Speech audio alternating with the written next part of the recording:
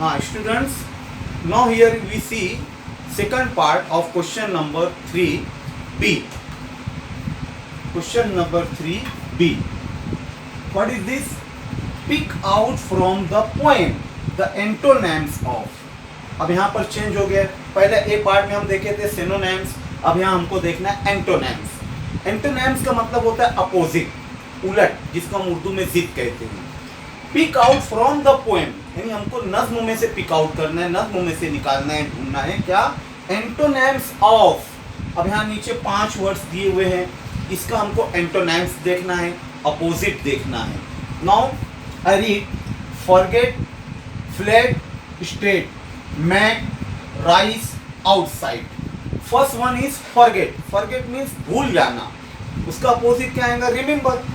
Poem में आए remember, यानी याद रखना। And second one is flat, यानी सीधा, स्ट्रेट, उसका अपोजिट यूज हुआ स्लांट, यानी ढलान। Third one is make. Make means बनाना, उसका अपोजिट है तोड़ना, बनाना, तोड़ना। Make, break, BREAK, break. And third one is rise, यानी तुलू होना।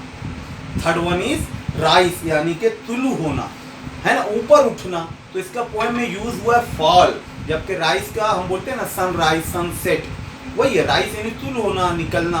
अब यहाँ फॉल आएगा, यानी गिरना, क्योंकि हमको पोएम में से यूज करना है, पोएम में से वर्ड्स पिक आउट करना है। अब लास्ट वन इज आउटसाइड, यानी बाहर की जानिब। इसका अपोजिट हम लिखेंगे इनसाइड, अंदर की जानिब। This is the very easy students, जिसको हम लोग अभी तक पढ़े अपोजिट, उसी को अब हम यहाँ क्या लिखे हैं, क्या पढ़ रहे हैं? एंटोनिम्स। Very easy. आप लोग इसको अपनी बुक में लिख लेना, कॉपी में भी लिख लेना। समझ में आया बच्चों? आज हम 2 हिस्सा देखे जो बहुत ही शॉर्ट था, सिनोनिम्स एंड एंटोनिम्स। ओके, मुझे उम्मीद है आप लोग को समझ में आया होगा। इन नेक्स्ट पार्ट हम लोग अगला क्वेश्चन देखेंगे। Okay, thank you.